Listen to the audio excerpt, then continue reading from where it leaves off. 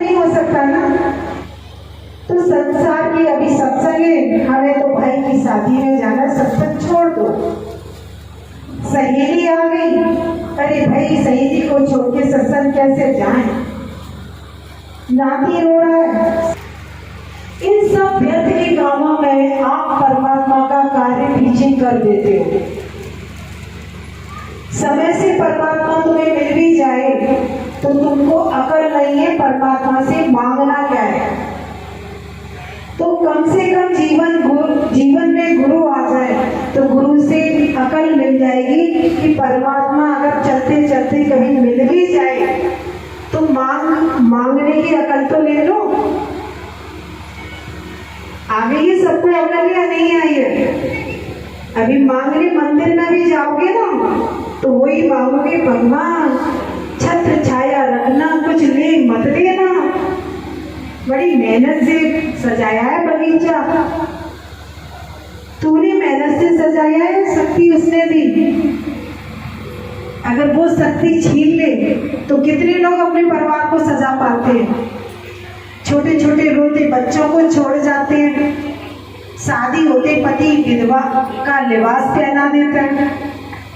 उसकी कृपा है तो पल रहे हो, उसकी छाया है तो चल रहे हो, उसकी नजर है तो खा रहे हो, उसकी प्रेम में जी रहे हो। सब कुछ वही तो दे रहा है, फिर क्यों परेशान हो रहे हो? बोले रास्ते में भटकते हुए मुसाफिर जरा ठहर और थोड़ी सांस ले ठंडी और परमात्मा का शुक्राना कर कि तुझे कितना सुंदर आलीशान शरीर दिया और उसको तू कोयले का काम मत कर। उससे परमात्मा का जीवन जो मिला है उससे कल्याण भी कर, स्वयं का औरों को भी कल्याण कर। बोलिए आज हमारा संसार में जो जीवन हुआ है सबकी भलाई के लिए हुआ है। कई लोग ग्रस्त में रहते हैं तो कहते हैं हम तो अपना ही पालन कर ले, यही बहुत है। बोले नहीं, अगर महात्मा गांधी अपना पालन करते तो आज राष्ट्रपिता नहीं बन पाते। आज रानी लक्ष्मीबाई अपना ही पालन करती तो आज झांसी की रानी लक्ष्मीबाई नहीं बन पाती। आज मोदी जो कर रहे हैं, आज वो अपना त्याग करके सर्व के लिए जी रहे हैं, चाहे उनको कितनी भी गालियां खानी पड़ रही है। आज हर व्यक्ति का जीवन सर्व के लिए है, लेकिन ज्ञान के अभाव में, गुरु के अभाव में हम स्वार्थ में जीवन जीते चले जाते हैं। जब जीवन में गुरु आता है तो हमें स्वार्थ से जगा देता है और हमारा जीवन परमार्थी बना देता है कि तुम सबकी भलाई के लिए जियो। अब मैं ये नहीं कह रही कि सबकी भलाई घर छोड़ के जाके, लेकिन जो भी तुम्हारे सानिध्य में आता जाता है सबसे निस्वार्थ प्रेम करो। प्रेम करना है तो निस्वार्थ वाला करना है। भगवान गीता में बार बार बोल रहे थे कृष्ण अर्जुन को बार बार यही सलाह दे रहे थे कि हे अर्जुन तू निष्कामी बन, हे अर्जुन तू निरीक्षाधारी बन, हे अर्जुन तू कैसा बन, निष्पापी बन,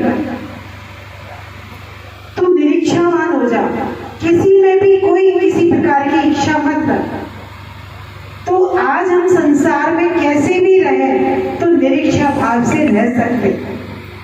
आज दादा भगवान ने बोला कि तुम्हें संसार में अगर कोई फंसाएगा, संसार में अगर कोई तुम्हें रुलाने वाला है, संसार में अगर कोई तुम्हें दुखी करने वाला है तो केवल एक ही चीज है। क्या है? तुम्हारी इच्छा। अगर तुम्हारी इच्छा तुम कंट्रोल में करना सीख जाओ, तुम अपनी इच्छाओं को बस करना सीख जाओ, तुम अपनी इच्छाओं को पहचानना सीख जाओ तो संसार में तुम्हें कोई दुखी नहीं कर सकता। चाहे कितनी भी बारिश हो जाए तुम्हें दुखी नहीं करेगी, चाहे तुम्हारे घर में कितना भी दुख आ जाए तुम्हें दुखी नहीं करेगा, तुम्हारे घर में कितना भी धन कम हो जाए तुम्हें दुखी नहीं करेगा। इच्छाएं नहीं होंगी तब। बोले इच्छाएं करनी है लेकिन आवश्यकता के बराबर। हम इच्छाएं करते हैं होलसेल में, कैसे करते हैं? होलसेल में व्यापार करते हैं।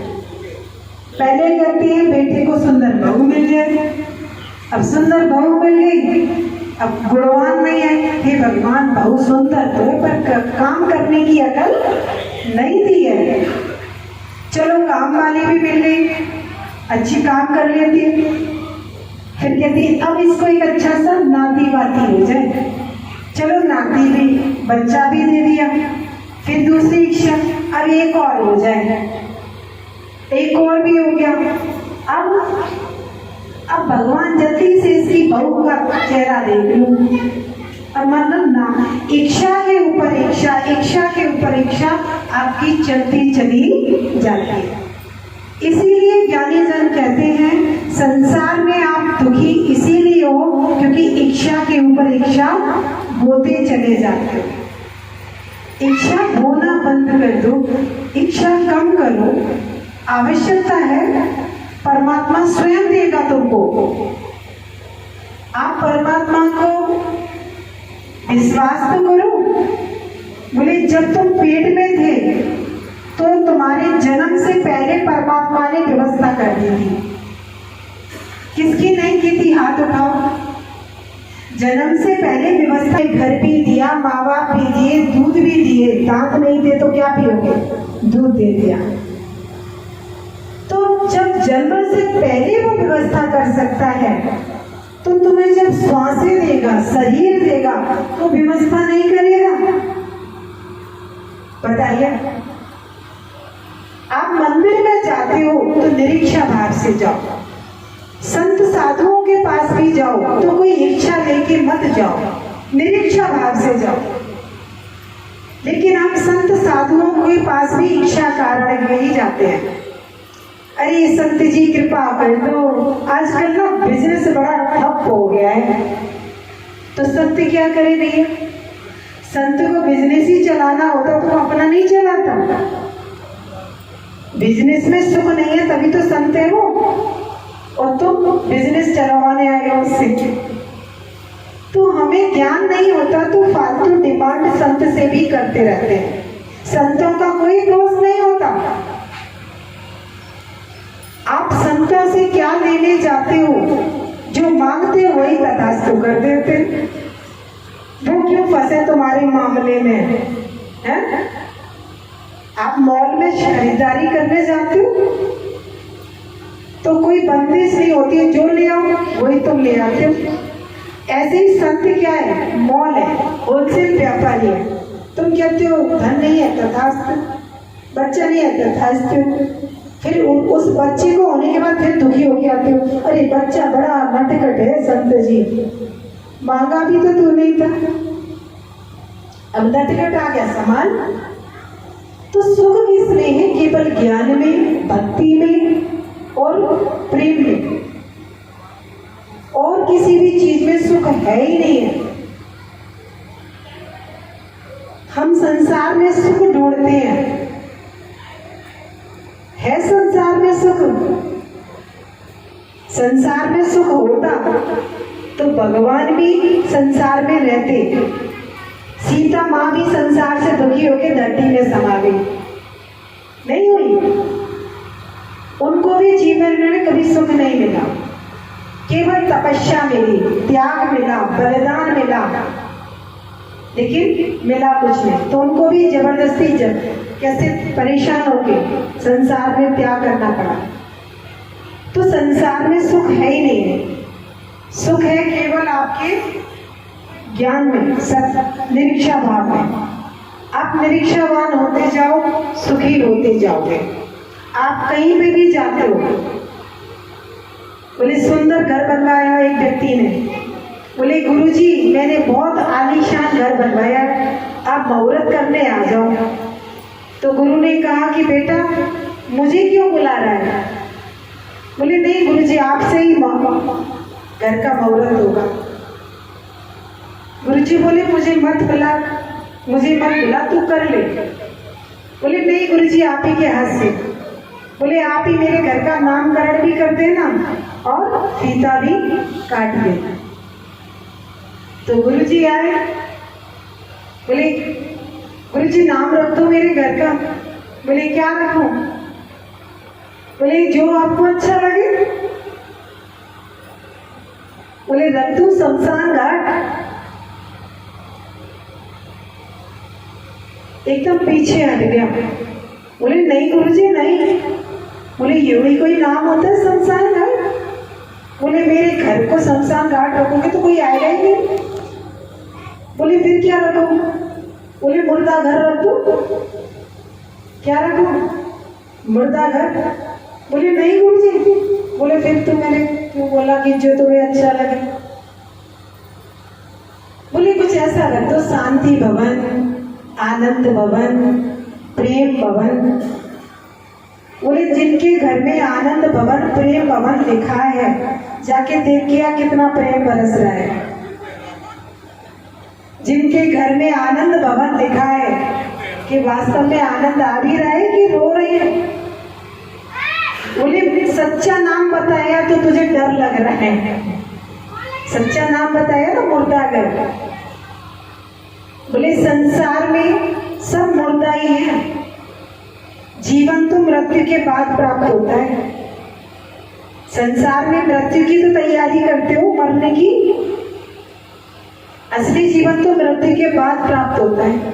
तो संसार क्या है? मुर्दा घर है, शमशान घाट। बोले सबकी शान समान है, मत करो भेदभाव। सबकी शान समान है, मत करो भेदभाव। हम संसार में अच्छे कुल घराने में जन्म ले लेते हैं, दूसरों को नीचा बना देते हैं। ये छोटी कास्ट, ये बड़ी कास्ट। हम थोड़े पैसे वाले हो जाते हैं, ये गरीब, ये अमीर। थोड़े सुंदर बन गए, ये सुंदर नहीं है, मैं सुंदर हूं। तुरंत भेदभाव की दीवारें खड़ी हो जाती हैं।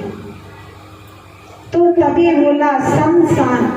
बोले संसार में सबकी शान समान है, भेदभाव किसी के साथ मत करो, प्रेम से रहो संसार में सबके साथ। किसी समाज में विधवा होती है ना, और कोई इस विधवा का तिरस्कार भी लोग करते हैं। एक सदवा, ये ना विधवा है, इससे हाथ से कुछ काम मत करना। क्यों? विधवा है तो और पवित्र हो गई ना वो। लेकिन संसार की उल्टी रीति हमेशा उल्टी गंगा बहाती है। बोले जितना जल्दी परमात्मा तुम्हें विषय विकारों से मुक्त कर दे, ज्ञान की भाषा में, उतना ही तुम्हारी जिंदगी पवित्र हो जाती है।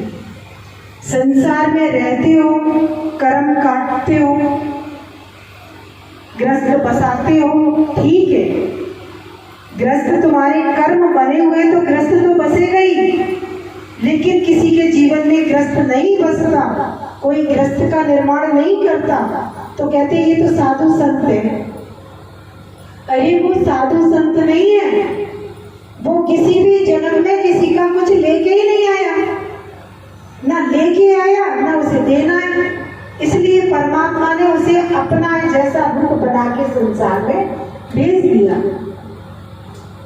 और संसार वाले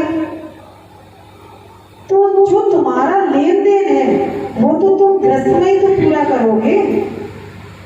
और जैसे लेन देन पूरे हो जाते हैं वैसे ही तुम्हारा संसार से विदाई हो जाती है। तो संसार है क्या? कर्म काटने की जेल। क्या है? आप यहाँ जो खेती काटते हो वो कौन सी खेती काटते हो? वो क्या है? अब बोई हुई खेती से तुम परेशान क्यों होते हो? उस बोई खेती को तुम खुशी खुशी काट लो ना। लेकिन सब ग्रस्त में रोते रहते हैं, हमारे पास ये दुख है, ये दुख है, ये दुख है। लेकिन दुख बोए किसने थे? किसने बोए थे? आप ही लोगों ने बोए थे और आप ही लोगों को काटना है। तो जब आपने बोए थे तो आप ही को काटना है, तो हंस हंस के काट लो ना, रो रो के क्यों काटो? एक आपके घर में बच्चा बड़ा हमेशा रे रे रे रे नहीं होता, और जिन लोगों को भी फंसाती ना वो पब्लिक को, आप जैसे इच्छाधारी फंसाते हैं। आज जो भी संतों के पास, एक ने कहा हमारे पास कोई मिलने आया, अरे दीदी वो संत देखे आपने? मैंने कहा चुप, मैंने संतों की निंदा कभी सपने में भी मत करना, क्योंकि संत कभी भी निंदा के योग्य नहीं होते हैं। बोले संत वो है जो अंदर से शांत है। पहले आप शांत होके तो दिखाओ, तो संतों की निंदा कर लेना।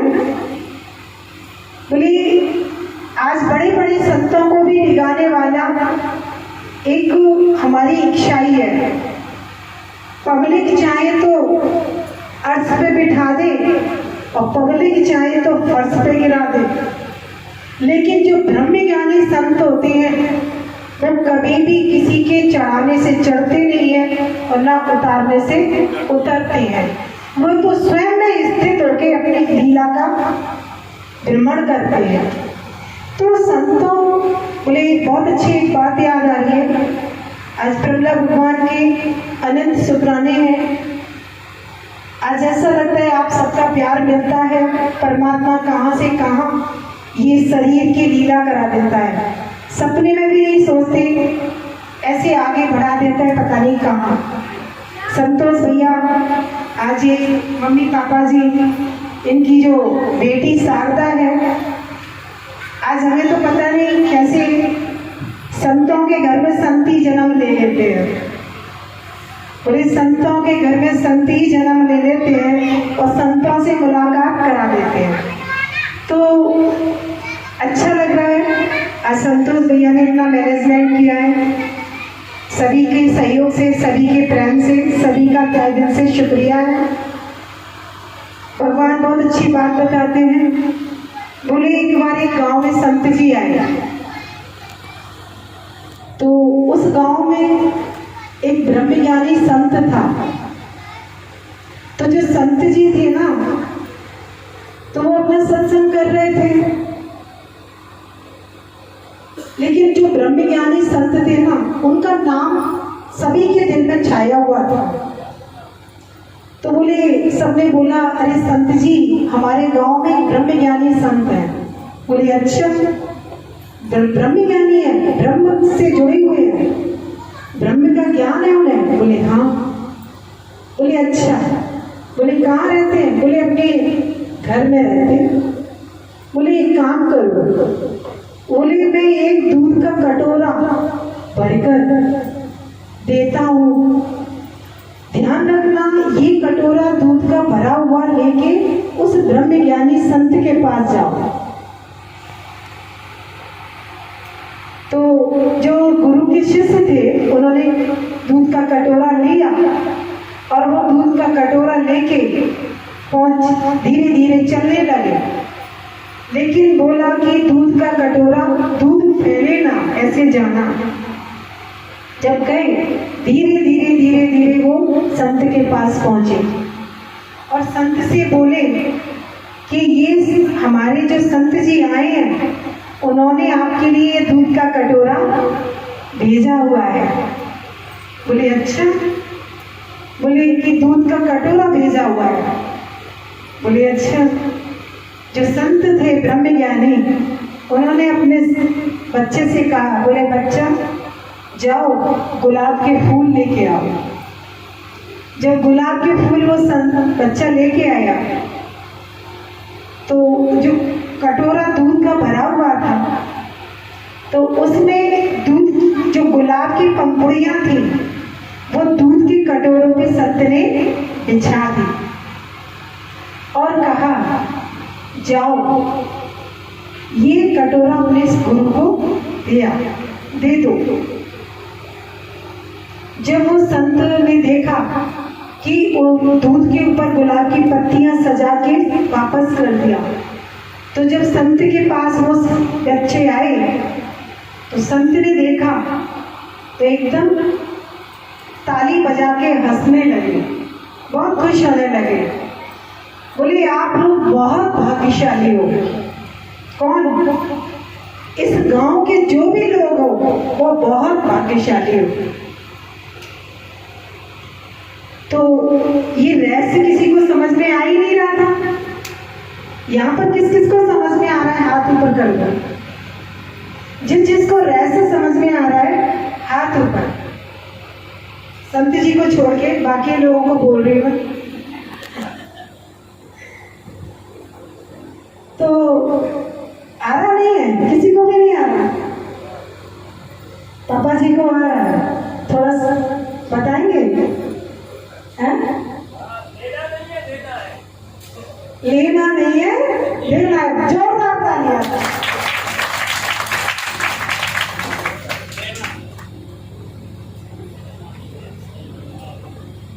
संत जी ने रहस्य बताया।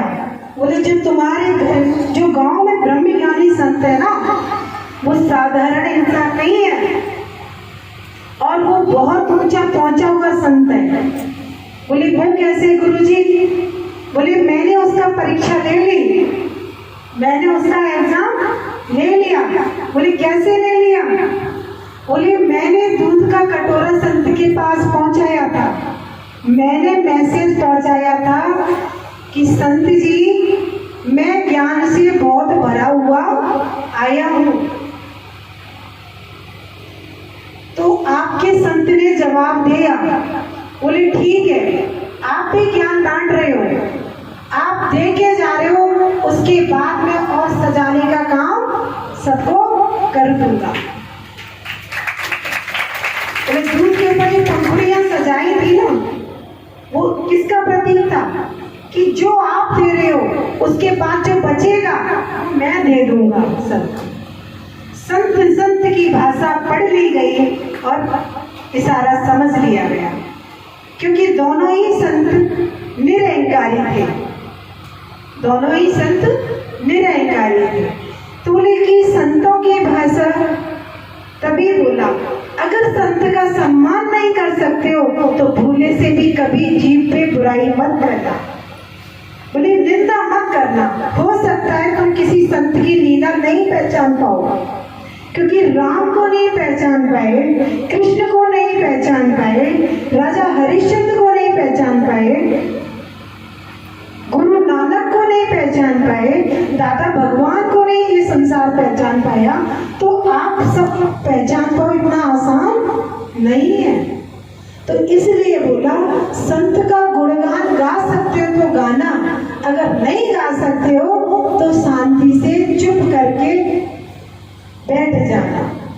सत्संग नहीं आ सकते हो तो आने वाले की श्रद्धा कम मत करना। दान दे सकते हो तो किसी दानी का श्रद्धा भाव कम मत करना। जो आपसे बन सकता है करो, जो नहीं बन सकता है तो किसी में अश्रद्धा पैदा मत करो। ये भी एक बहुत बड़ा पुण्य का काम हो जाता है। बोले एक बार भगवान बोल रहे, बोले एक घर में बच्ची थी, सत्संग में बढ़ती जा रही थी। तो उसके घर वालों ने विरोध करना शुरू किया। तो उसके जो फादर थे उसने कहा, उसके पिता बोले कि मेरी बच्ची अगर सत्संग में जाती है तो मेरा सीना चौड़ा होता है, लेकिन अपने घर वालों से कह दिया, बोले किसी ने भी इसका रास्ता नहीं रोकना। आप इसके साथ चल सकते हो तो चलो, नहीं चल सकते हो तो इसका रास्ता रोकने की भूल कभी मत करना। बोले भक्तों के रास्ते जिन्होंने रोके हैं वो मिटे हैं, कभी बने नहीं हैं। इतिहास उठा के देख लेना, इतिहास उठा के देख लेना। अगर किसी भी शास्त्र में, मैं बाइबल की कहती हूँ, कुरान की कहती हूँ, चाहे गुरु ग्रंथ साहब ले लो, चाहे गीता ले लो, चाहे भागवत, कोई भी ग्रंथ ले लो, जिन्होंने भक्तों को मिटाने की कोशिश की वो खुद मिट गए।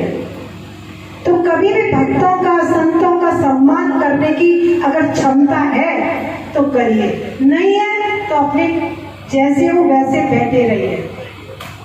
अपनी भावनाओं को हम प्रकट करते हैं तो श्रद्धा वाली भावना होती है तो वो भी बीज की तरह फैल जाती है और वृक्ष बन जाती है, और प्रेम वाली भावना होती है वो भी बीज वृक्ष बन जाता है। तो कम से कम हम संसार में वृक्ष उगाना ही है तो कौन सा उगाओ? प्रेम वाला, श्रद्धा वाला, भक्ति वाला और ज्ञान वाला। ठीक है ना? करेंगे